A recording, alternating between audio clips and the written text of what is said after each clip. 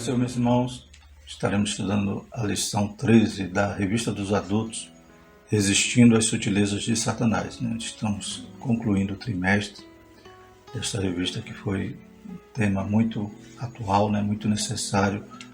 Estamos vivendo em dias tribulosos, dias trabalhosos, nos quais o inimigo tem realmente atacado muito a igreja, atacado a palavra do Senhor, atacado a Deus, atacado então a nossa vida, porque ele quer nos fazer, aleluia, desvirtuar toda a verdade, todo o caminho, e quer criar, através de suas sutilezas, forma de prejudicar o reino de Deus. Então o inimigo é sempre astuto, sempre sagaz, e essas sutilezas infiltram na igreja, infiltram então na forma como nós cremos, porque se nós não estivermos apercebidos, o inimigo vem nos enganando. E como hoje a gente vê muitas igrejas sucumbindo, muitos pastores deixando de ser fiéis aos princípios, aos valores, e acabam até, em nome de audiência, em nome de fama, em nome de ser aceito neste mundo, acaba cedendo. Mas graças a Deus, nós vimos aqui alguns ataques durante o trimestre e vimos também que nós temos defesa. E é exatamente o tema da lição de hoje. Então hoje a gente vai fazer até uma revisão do que nós aprendemos, no sentido de quando estamos com os pés firmes contra toda a investida, suportando, resistindo, aleluia, nós podemos ser vitoriosos e o inimigo vai fugir de nós. Glórias a Deus. A revista é Os Ataques contra a Igreja de Cristo, as Sutilezas de Satanás nesses dias que antecedem a volta de Jesus Cristo. A revista que foi comentada por pastor José Gonçalves. Oramos a Deus para que Deus sempre mantenha o nosso irmão, aleluia, com essa disposição, com essa condição de sempre buscar conhecimento para poder edificar a sua igreja. Que Deus continue abençoando a ele, a sua família, que prestou um serviço excelente nesse trimestre para nós, como sempre tem feito, com as suas obras, com o seu trabalho, com a sua dedicação. Glórias a Deus. Vamos então estar adentrando na nossa lição. Antes disso, eu queria lembrar os irmãos que, se desejarem os slides, está na descrição do vídeo do YouTube, tem o link para download dos slides em PDF, PowerPoint, que os irmãos podem usar gratuitamente. Nosso único pedido é que os irmãos possam compartilhar para que esse material chegue a outros professores, outros alunos, e também aqueles que não são inscritos, se inscrevam no canal para contribuir com esse trabalho. Ora, sujeitai-vos, pois, a Deus e resistir ao diabo, e ele fugirá de vós. Tiago 4, versículo 7. Verdade prática, a submissão a Deus é a forma mais poderosa de resistir ao diabo. Então, nós não vamos resistir ao diabo batendo nele, tentando guerrear contra ele. Nós vamos ser sujeitos a Deus, como veremos aqui, estarmos firmados na palavra, uma vida cheia do Espírito. Então nós temos como nos defender. Nós sabemos que estamos sendo atacados, mas também nós temos defesa, nós temos proteção em Deus. E como vimos no textuário, se nós resistirmos ao diabo, ele fugirá de nós. Mas se nós cedermos, se nós abrirmos a porta, é claro que ele vem nos tragar. A Bíblia diz que o adversário está ao nosso derredor, buscando a quem possa tragar. O texto bíblico se encontra em Tiago, capítulo 4, versículo de 4 a 10. Adúlteros e adúlteras, não sabeis vós que a amizade do mundo é inimizade contra Deus? Portanto, qualquer que quiser ser amigo do mundo, constitui-se inimigo de Deus. Ou cuidais vós que em vão, diz a Escritura, o Espírito em que nós habita tem ciúmes? Antes da maior graça, portanto, diz, Deus resiste aos soberbos, dá, porém, graça aos humildes. Sujeitai-vos, pois, a Deus e resisti ao diabo, e ele fugirá de vós. Chegai-vos a Deus e ele se chegará a vós.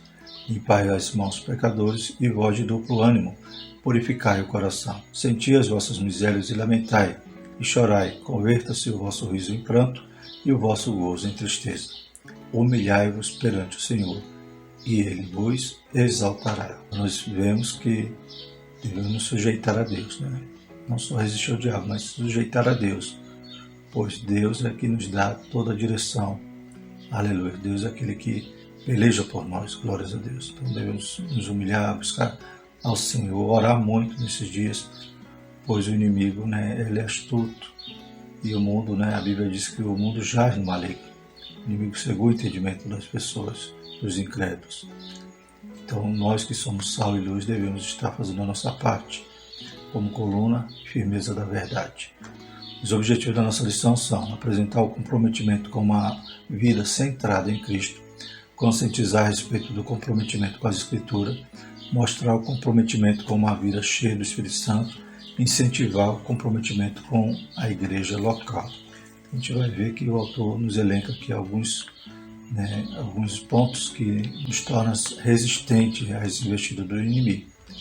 E a gente vai lembrar, durante os estudos desses pontos, a respeito das sutilezas que o inimigo investe contra a igreja durante todo o trimestre, conforme nós estudamos. Então, falar aqui pontos que se referem, né, à questão do ataque relacionado à banalização da graça, a imoralidade sexual, a normalização do divórcio, materialismo do ateísmo. Então, tudo isso a gente vai poder combater, né, fazendo conforme, né, a palavra do Senhor nos orienta e a lição nos traz nesse estudo. Né? Claro que não é exaustivo, né? Nós temos muitas outras ferramentas, né?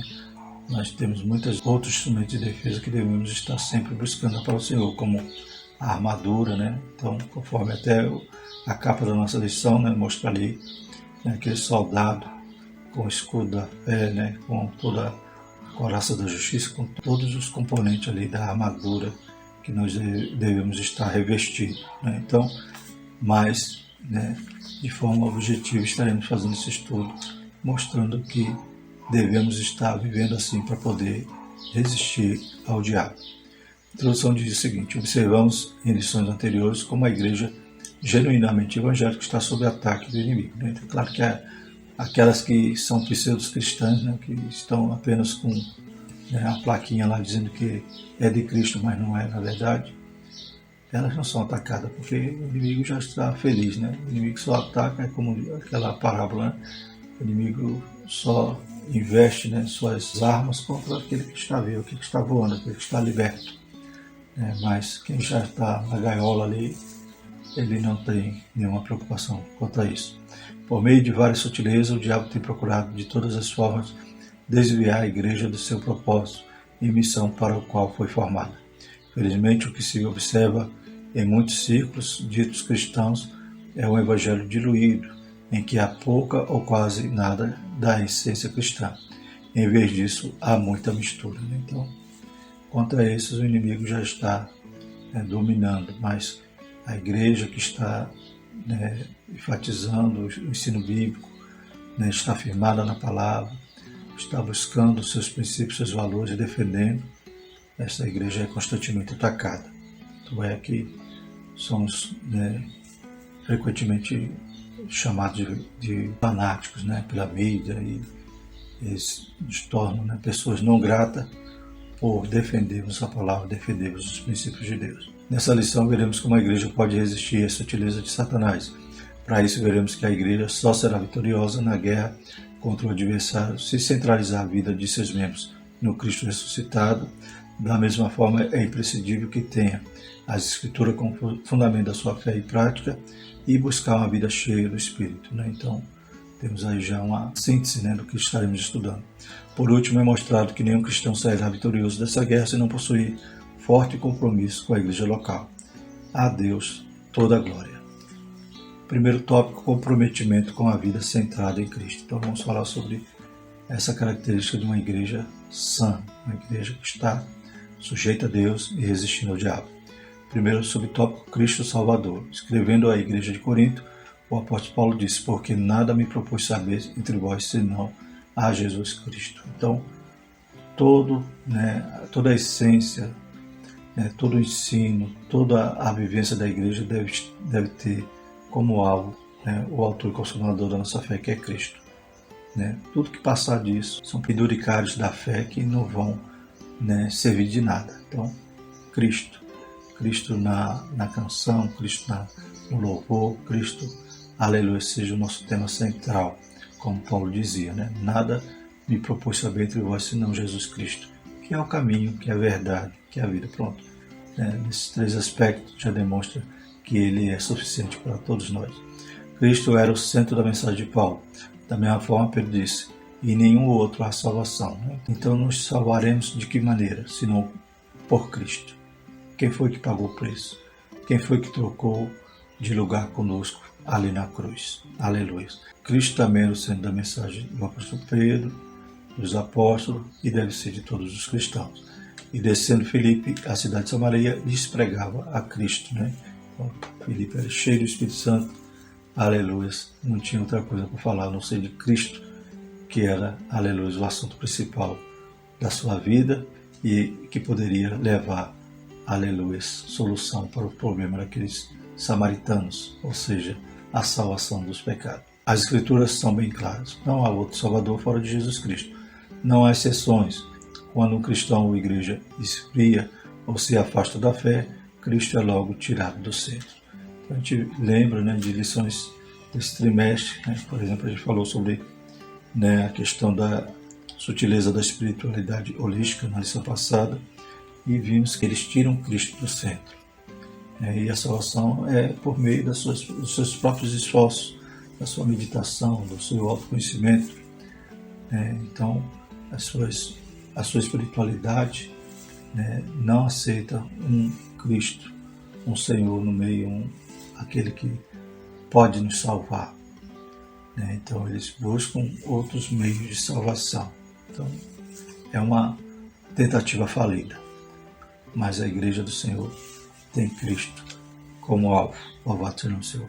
Outras formas de culto, filosofias e ideologias passam a ganhar espaço quando Cristo deixa de ser o centro da vida. Segundo o subtópico, Cristo é o Senhor. Então, se Cristo é o Salvador, aí a gente vai ver agora outro aspecto, Senhor. Tanto é que quando a gente faz o apelo, a gente pergunta se a pessoa quer receber o Senhor Jesus como seu Salvador, seu único e suficiente Salvador e Senhor. Glórias a Deus. Porque só Salvador, aleluia, as pessoas estariam apenas buscando escapar. Mas se o recebe como Senhor, a pessoa então agora se compromete a segui-lo e obedecer. Se por um lado a igreja não deve esquecer-se de proclamar Cristo como o único Salvador, por outro jamais deve esquecer-se de que Ele é o único Senhor. Atos 2,36. Quem recebe a Cristo como Salvador deve andar na fé, tendo Ele como Senhor. Ser discípulo de Cristo é tê-lo como Senhor. Como, pois, recebeste o Senhor Jesus Cristo, assim também andai nele. E o que é andar em Cristo? Então diz aqui, receber Cristo como Salvador, mas não andar nele, isto é, de acordo com o seu ensino, é negar seu senhorio. Então andar nele é obedecer a sua voz, é aprender dele, que é manso e humilde de coração. Na lição dos jovens está falando sobre a esperança do discípulo e fala que a conversão não é o pódio. Então quando você aceita Jesus, não quer dizer que você já chegou. Agora você vai ter o caminho a trilhar. Você tem que agora ter uma vida de comunhão, de santidade, na qual você vai estar nele, andando nele, aprendendo e obedecendo tudo aquilo que ele fala, tudo aquilo que ele ensinou e está falando com a igreja. A falta de reconhecer o senhorio de Cristo é a causa do fracasso na fé de muitos cristãos. Então muitos querem apenas o Salvador, mas não querem, aleluia, servi-lo, não querem ser servo dele, não querem ele como Senhor de sua vida para tomar a direção, orientar em todas as suas atitudes, em todas as suas decisões. Então Cristo tem que ser o Senhor. A Bíblia diz que a gente não pode nem viajar sem dizer, se Deus quiser, ou seja, ele tem que estar na direção de tudo. A sutileza do diabo está no fato de dizer que você pode viver uma coisa sem a outra. Em outras palavras, você pode ser salvo independentemente da forma ou maneira com que vive. Também aquela velha máxima, alguém dizer que Cristo só quer o coração. Você pode viver de qualquer jeito, pode beber, pode fumar, pode estar na balada, porque Cristo só quer o coração. Não, Então a Bíblia diz que nós devemos manter irrepreensíveis corpo, alma e espírito. Então o Senhor quer nos salvar integralmente. Louvado seja o nome do Senhor. Então nesse aspecto a gente também podemos lembrar da lição que falamos sobre a banalização da graça. Então dizer que a graça é barata. Então a graça ela custou preço alto. custou o preço de sangue. Então a graça, ela é preciosa e não deve ser barateada. Glórias a Deus. E vimos também questão do materialismo, ateísmo, tudo isso, né, vai buscar com que o homem siga outros deuses, ao invés de seguir, de ouvir e obedecer Jesus. Segundo tópico, comprometimento com as Escrituras. Louvado seja o nome do Senhor. Outro aspecto daqueles que estão sujeitos a Deus e resistindo ao diabo. E lembrando desse comprometimento com as Escrituras, a gente vai também lembrar das lições que estudamos, por exemplo, como a sutileza da relativização da Bíblia. Também outra lição que podemos destacar, a sutileza do enfraquecimento da identidade pentecostal. Então, algumas lições que mostram, os ataques do diabo em relação à falta, do crente, ter essa centralidade nas Escrituras, como estaremos estudando agora nesse tópico, o comprometimento com as Escrituras. Primeiro subtópico, a Bíblia é a revelação de Deus. Então é um aspecto que nós devemos saber, crer, ter essa certeza de que, também vimos na lição passada sobre a espiritualidade holística. Não busque então ter o conhecimento de Deus a partir dessa revelação, dessa palavra que Deus nos deu. E sim, eles vão atrás de sutilezas relacionadas à filosofia e ideologia que o homem cria. Mas nós temos um livro que é a carta que Deus escreve para nós. Vez por outra, vemos falsos mestres questionando a autoridade da Escritura e sua atualidade. No entendimento deles, a Bíblia contém a palavra de Deus, contudo, encontra-se ultrapassada, deixando de falar a linguagem da cultura contemporânea. Então, muitos começam a dizer que a Bíblia ela não trata de assuntos contemporâneos e que por isso deve ser ressignificada. Que Deus tenha misericórdia de nós. Então, nós cremos que a palavra de Deus, não só que contém, mas que ela é toda a palavra de Deus.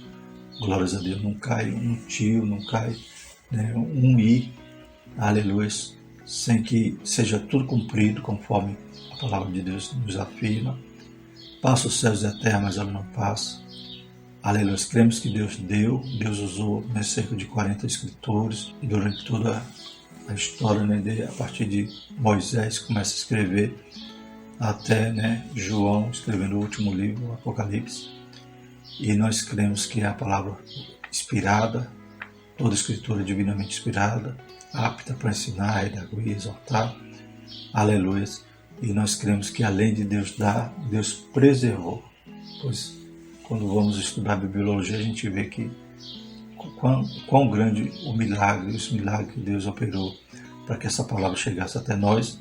Aleluia. É o livro mais atestado, que tem mais cópias, manuscritos.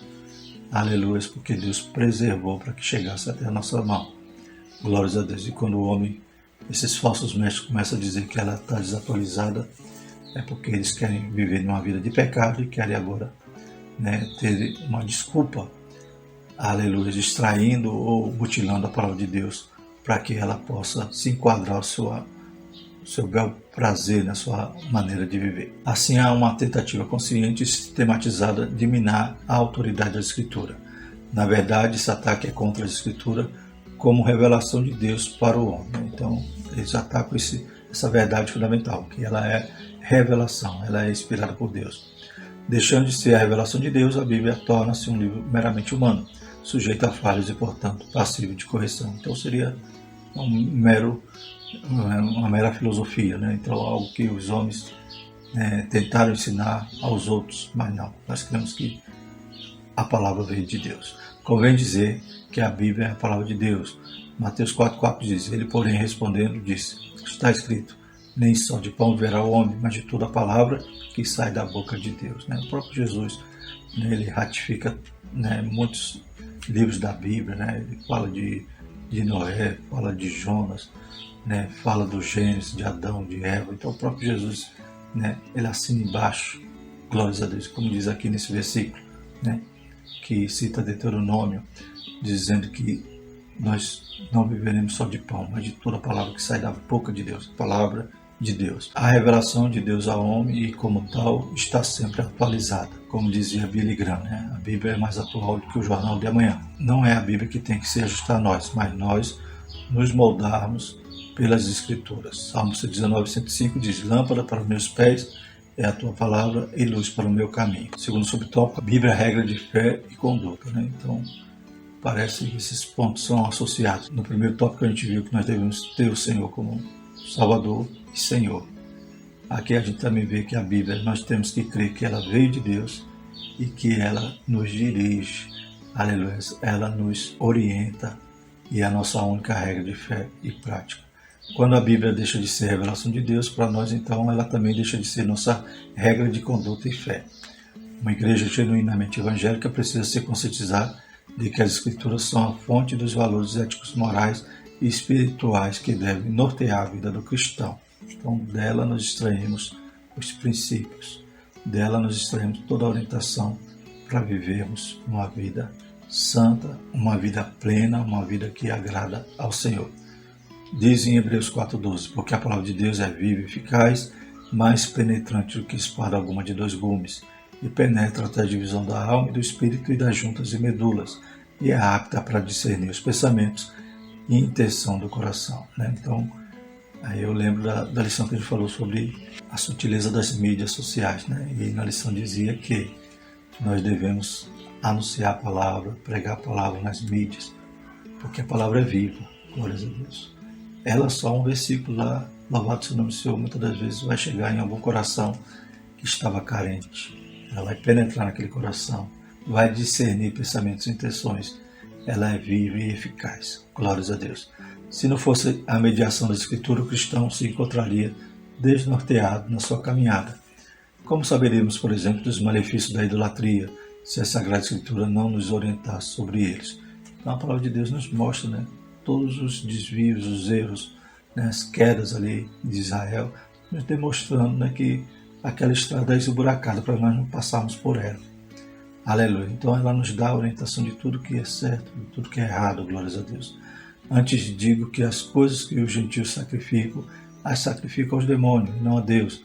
E não quero que sejais participantes com os demônios. 1 Coríntios 10, 20. Então são palavras que muitos estão enganados por não examinar a Escritura. Estão lá se curvando a um ídolo, estão lá, né, sacrificando muitas das vezes em algumas religiões a ídolos, né, de pau, de pedra, né, buscando, como a gente viu na questão da sutileza da espiritualidade holística, adorar a criatura, né, dizer que tudo é Deus. Então, como diz aqui, são doutrinas de demônios, são cultos a demônios. Então a Bíblia nos deixa claro, ela é lâmpada e luz, ela não nos deixa com dúvidas, ela declara enfaticamente o que é pecado ou não. Da mesma forma, como saberíamos que o adultério, o divórcio, a ideologia de gênero, etc., são práticas danosas que corroem e destroem o modelo de família idealizado por Deus, né? Então a gente vê que a Bíblia tem orientação para tudo isso. Como estamos estudando sobre a nossa defesa, né, sobre a nossa forma de resistir, né, então a gente viu que estudamos o ataque, né, em relação à sutileza das ideologias contrárias à família, lição 6. E a Bíblia é aquela que nos dá direção, orientação, aleluia, e mostra que realmente são coisas que para o mundo parece bom, mas não vai gerar nada de bom para o mundo. Pelo contrário, vai gerar uma sociedade doente, fraca, sem base, sem princípios, e a consequência disso é destruição.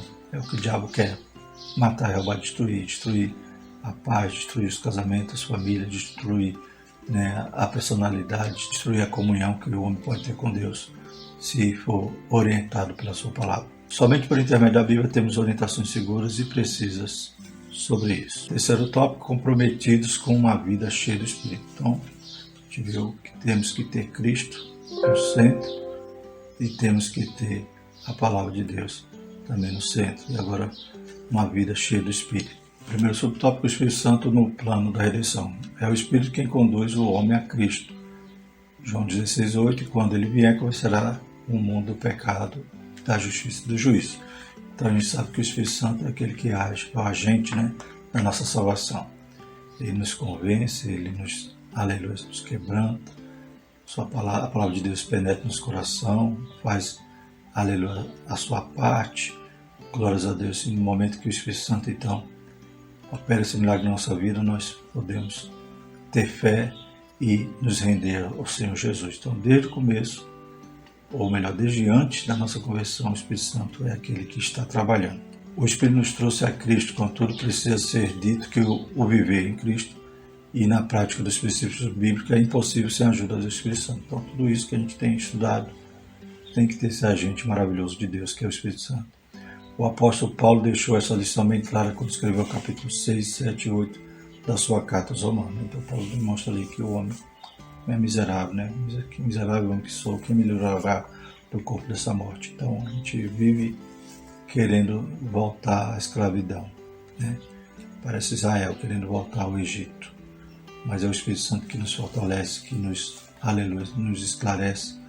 E a Bíblia diz lá em Romanos 8, né? Portanto, nenhuma condenação há para aqueles que estão em Cristo Jesus, que não andam mais segundo a carne, mas segundo o Espírito.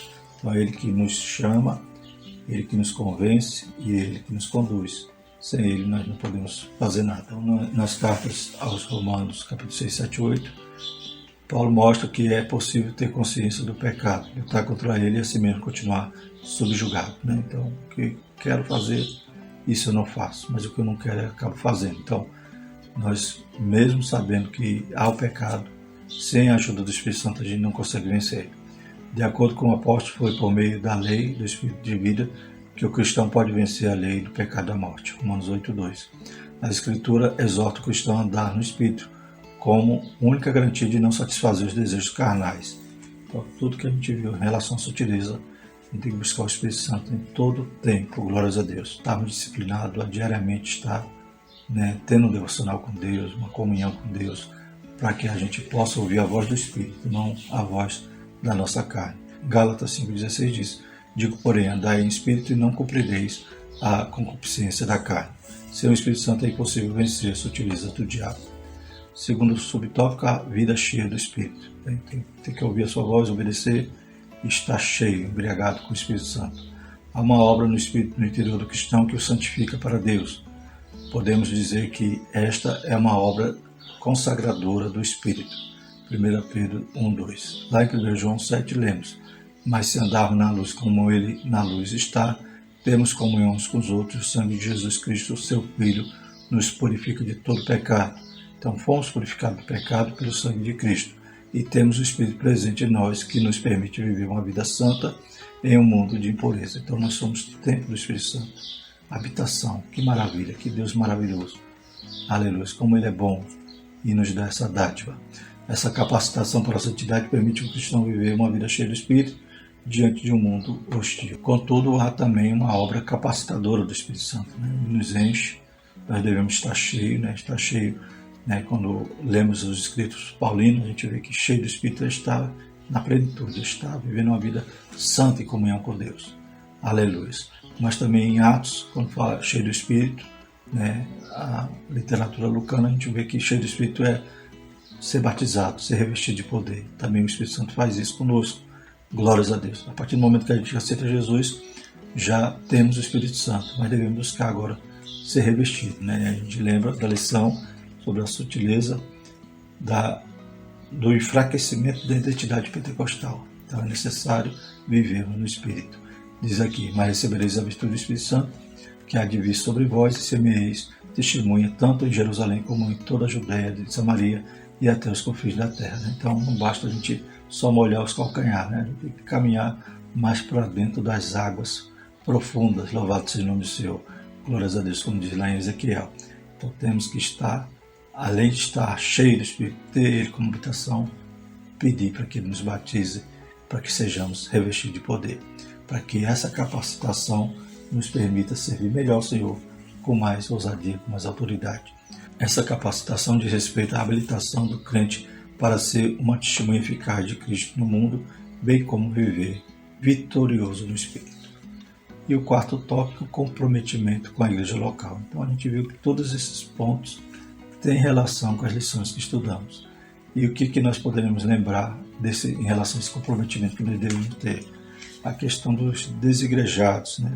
A sutileza do movimento do desigrejado. Então a gente percebe que eles estão indo na contramão de uma vida vitoriosa, de uma vida que podemos ser sujeitos, estar submissos à vontade de Deus e resistindo ao diabo. A igreja como o corpo de Cristo. Escrevendo aos Coríntios, o apóstolo Paulo disse: ora, vós sois o corpo de Cristo, e seus membros em particular. 1 Coríntios 12, 27. Nas Escrituras, a igreja ocupa um lugar de relevância ímpar, né? Então Deus, ele inicia ali a igreja, chamando os discípulos, inaugura, aleluia, enviando o Espírito Santo no dia de Pentecostes. Então a igreja tem uma função vital no plano de Deus para este mundo, glórias a Deus. Nós somos povo de Deus, aleluia, nós somos o corpo de Cristo. Como é que o corpo vai ficar todo, né, esquartejado, um pedaço para lá, um pedaço para cá? Tem que estar unido, ligado, funcionando para que possa, aleluia, o corpo servir a cabeça, que é Jesus. Fica sempre em destaque a igreja como um corpo, ou seja, uma expressão de sua dimensão coletiva. Não sabeis vós que sois o templo de Deus, que o Espírito de Deus habita em vós, né? Então é uma habitação coletiva, né? Em vós, em todos nós, e todos juntos temos uma função, né? Cada membro em particular tem sua função, mas o corpo tem uma função interligada. Nesse sentido, o aspecto local da igreja também fica enfatizado. Na metáfora dita por Paulo no capítulo 12 da sua primeira carta aos Coríntios, fica evidente que assim como um membro do corpo humano separado deste perde sua utilidade, da mesma forma a igreja, né? Se você amputar um dedo, uma mão, né, o corpo vive, continua vivendo, mas o dedo ou a mão vai se apodrecer. Então é necessário esse corpo, né, todo interligado, sabendo que cada parte do corpo tem valor, né?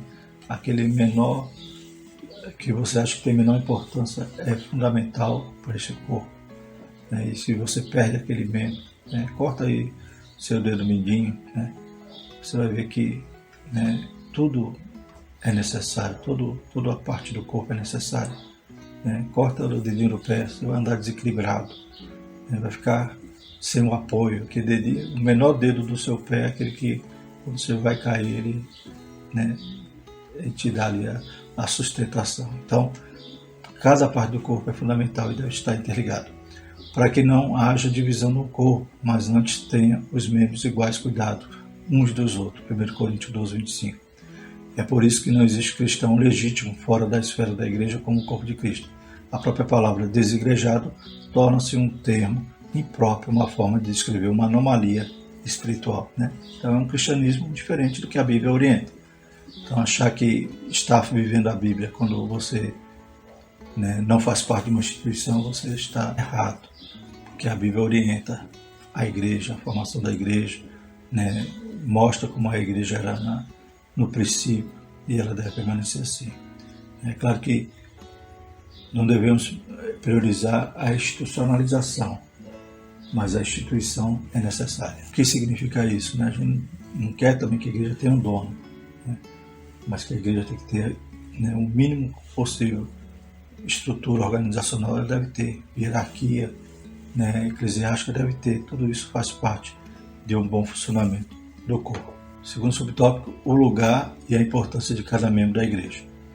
A palavra igreja jamais deve significar templo, né? Então, o autor nos traz essa direção também, né? Que não é o templo, não é isso que é a igreja, né? A igreja, né, a Bíblia diz que onde tem 2 ou 3 reunidos em nome do Senhor, ele está no meio. Né? Salomão disse que sabia que Deus não ia habitar em templo, né, feito por mão de homem, nada ia comportar, né, para ser a habitação de Deus. Aleluia, mas Deus habita ali no meio dos louvores, Deus habita no meio do seu povo. Um templo pode ser a estrutura arquitetônica onde a igreja se reúne. A igreja, portanto, não é um prédio feito do aglomerado de concreto, tijolo e areia. Ele é o corpo de Cristo. Como o corpo de Cristo, ela possui seus membros. Ela também não é um ajuntamento de pessoas em que ninguém sabe precisamente qual é a sua função no corpo. Então, sabemos que tem a Igreja Universal, que é todas as reuniões de todos os crentes da terra, aleluia, a Igreja Invisível, mas tem a Igreja Local, que tem função, tem um objetivo, aleluia, cada membro tem que ter consciência que ele é necessário e que tem uma função, tem que servir a Deus. Biblicamente, cada membro da igreja, assim como o corpo humano, possui seu lugar e função para exercer. Um desigrejado é alguém que por alguma razão não conseguiu exercer sua função de membro no corpo de Cristo, né? Está amputado. Então, uma vez distante do corpo, a tendência é morrer. Que Deus tenha misericórdia. E como estudávamos na lição sobre essa sutileza, que Deus sare essas feridas, né? Sare esses traumas, esses ressentimentos, possa trazer de volta, né? Ainda que a pessoa não consiga mais congregar onde congregava, mas procure uma igreja para fazer parte de um corpo, para fazer parte de uma igreja local, um visível, que tem que evidenciar, aleluia, a obra do Senhor aqui na terra, tem que ser a agência de Deus, tem que estar servindo a Deus e atraindo as pessoas para o reino. Concluindo, chegamos ao final desta lição e do trimestre. Nosso propósito foi mostrar os ataques sutis de Satanás contra a igreja e destacar as estratégias para o povo de Deus permanecer firme na resistência contra o adversário. Sabemos que os dias são difíceis, mas o Espírito Santo é o guia e o auxiliador da igreja. Glórias a Deus. Então, que lição importante, né, irmão? Guarde ela aí, aleluia, revisite ela de vez em quando, para que Deus possa continuar te falando, te instruindo, aleluia, e mostrando que realmente estamos vivendo em dias que o inimigo está furioso, sabe que seu tempo, né, se resume e ele está todo o tempo querendo destruir a obra do Senhor, mas as portas do inferno não prevalecerão contra a igreja, em nome de Jesus. Próxima lição, já a primeira do novo trimestre, último trimestre de 2022, estaremos falando sobre a justiça divina, a preparação do povo de Deus para os últimos dias, no livro de Ezequiel. Então vamos fazer um estudo sobre o livro de Ezequiel, o profeta. E a primeira lição, vamos falar sobre o autor do livro, né? O Ezequiel, o atalaia de Deus. Amém? Que Deus continue abençoando os irmãos possam estar conosco também no próximo trimestre. Senhor nosso Deus, te louvamos, te agradecemos, pedimos a tua graça, Pai, que o Senhor possa continuar nos guardando, Pai. Livra-nos de toda seta, de todo mal. Pai, que nós possamos nos revestir de toda a tua armadura, Senhor, para poder resistir ao dia mal. Aleluia, ser submisso a ti, Pai, sujeitarmos a ti e resistir ao diabo para que ele fuja de nós. Abençoa a tua igreja, abençoa os alunos da escola dominical, Pai, os pastores, todos aqueles que amam esta obra, em nome de Jesus. Que a graça do nosso Senhor e o amor de Deus e a comunhão do Espírito Santo permaneça sobre nós, hoje e sempre. Amém.